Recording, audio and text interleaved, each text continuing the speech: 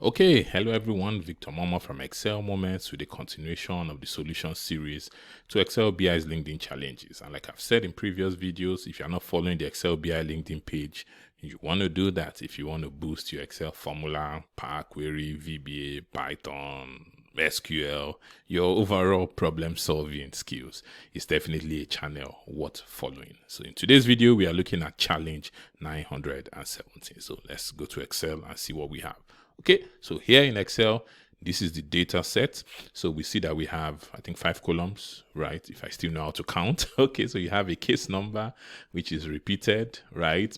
And then you have a company name, you have a start date, you have a finish date, and you have like a contact person. So let's see what we want to get here. It says for each case number, extract the company name. Okay, so luckily, I think each company name has each case number has just one company name. Okay, so that makes it good. Right, the same thing here, just one. All right, and then here you need the minimum start date because you have cases like here CS93 where you have 2 of them, so you want to pick this one, the minimum one. Here on this side you want to pick, it says the maximum finish date. So when you have 2 like this, you want to pick the maximum. Then for the contact person, it's kind of similar logic. You would have said you're picking the maximum, but you're picking the last person. Okay, and I think that's the only one that is going to be kind of tricky. So we should come up with a summary that looks, just like this, which is really in the realm of like a pivot, or a group by. You just need to be, creative to get it into this mode. One other thing I notice is that these dates, when I look at them, they are not, actual dates, right? These are like dates stored as text, from what I see, because now the format here is a general format. So if it's a general format, you shouldn't have it looking this way. If it was custom, then I can understand that it's a proper date that has been formatted to look like this. So that's something, you may want to play around with. If you want to do a minimum and a maximum, you may have to convert them into proper dates, like into numbers, so that you can use min and max on them. Okay, so let's go in here and let me just kind of talk through, my idea. So it's simple. You know what you need to do for each of the columns. So we'll use a group by.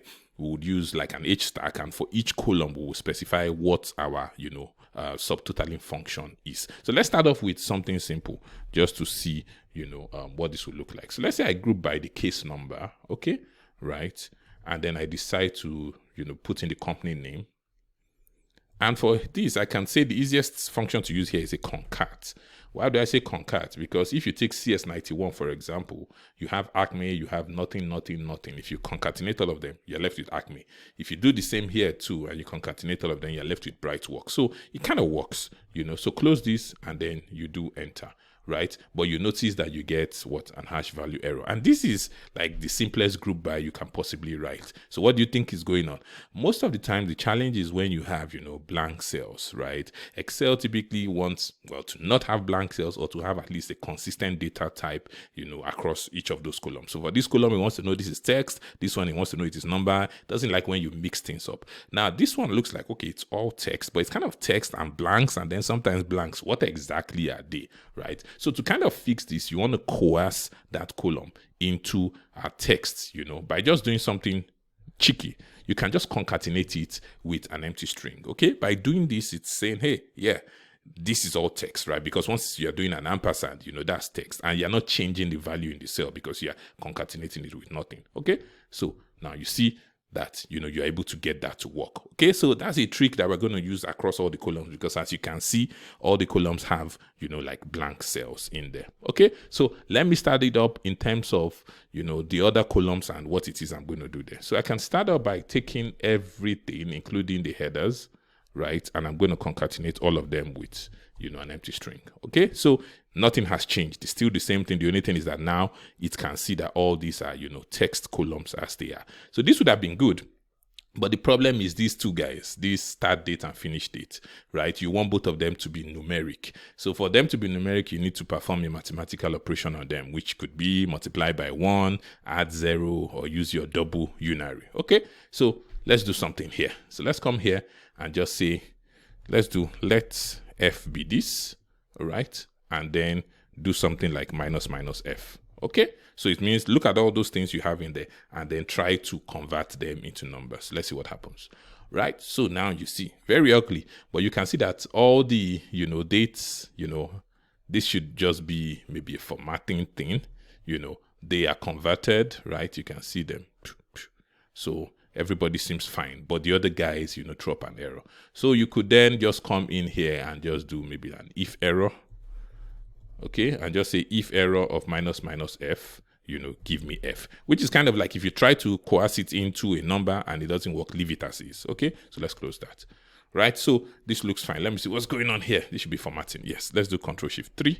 All right, so that's fine. Something I did, I think, beforehand.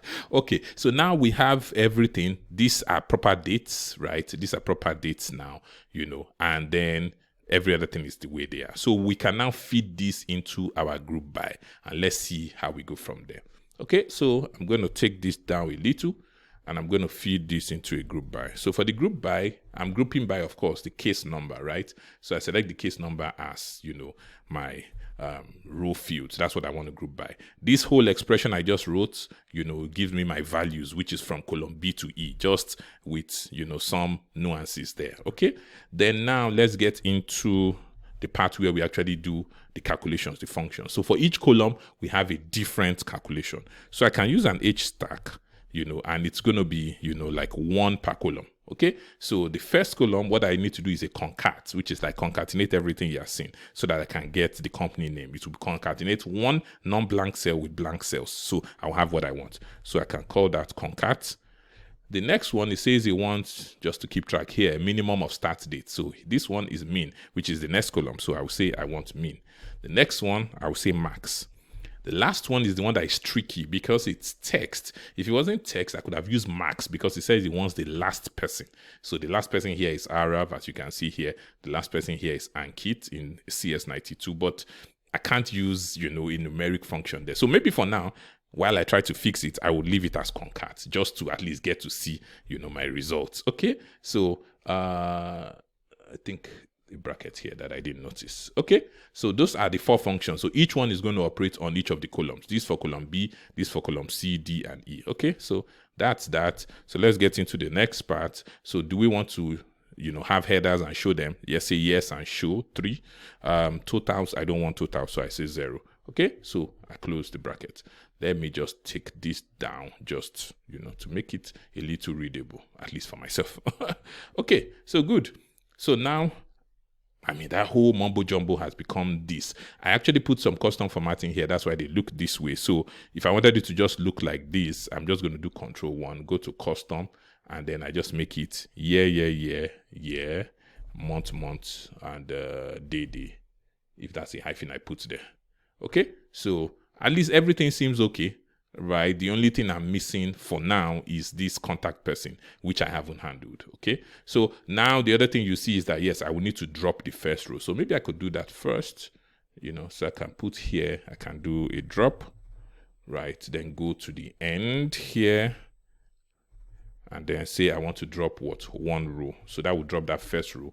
Okay, so now we're very close now. The only thing we need now is to fix this guy, which is the last one. So how do we get, the last name for each of those groups? We can use an XLOOKUP, right? Because an XLOOKUP can look from, end to beginning, which is like from last to first. So it's kind of saying, I would introduce like a wildcard and say, I don't know what it's going to be, but just look for any cell that has something, right? Because, you have Priya here, you have blank cells, and you have this guy. So, but out of all this, look for the one that is non-blank, but you start from the bottom, right? Start from last to first. The first one you find, that's what I want. So that's what I'm going to introduce into my expression here. I'm going to create my own, function, right, within that H stack, a lambda and that XLOOKUP, and I should get what I want. So let me come in here. So here, instead of putting, concat, what I'm going to do is I'm going to create a lambda X, okay?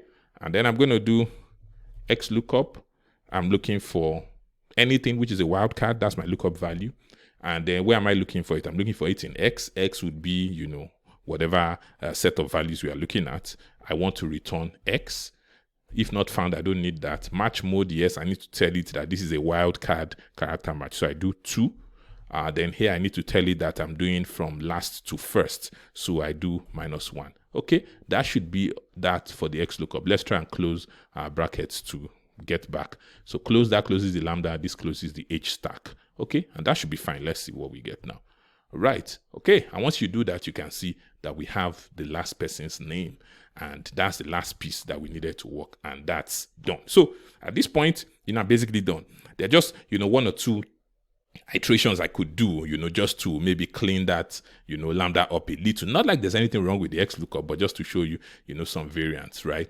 Like what we used to do back in the day is that when we are trying to get the last, text or last number, we would pick a number that is far greater than whatever number we can experience in the worksheet, right? So sometimes you see us write look up a number like 9.9 exponential 307. That used to be a common thing because we know that maybe in all the numbers we'll be dealing with, there's nothing like that. So that way, with the lookup function, it finds the, the last number.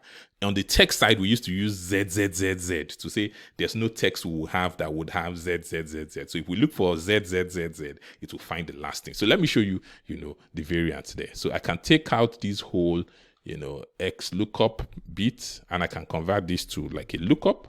Okay, lookup function, and I say lookup ZZZZ, let's say ZZZ, we could put another one, okay, and look it up in X. That would just find the last possible text that you can find. So let's see if this should work. Close the lambda, close the H stack. Let's see. Okay, and that still works. That gives us, the names. The other one we used to use is that instead of using ZZZ, we used to use omega, where omega comes after all the texts that you have. So omega as in the omega character, right, from the Greek alphabets. So I would go to, insert, and do symbol.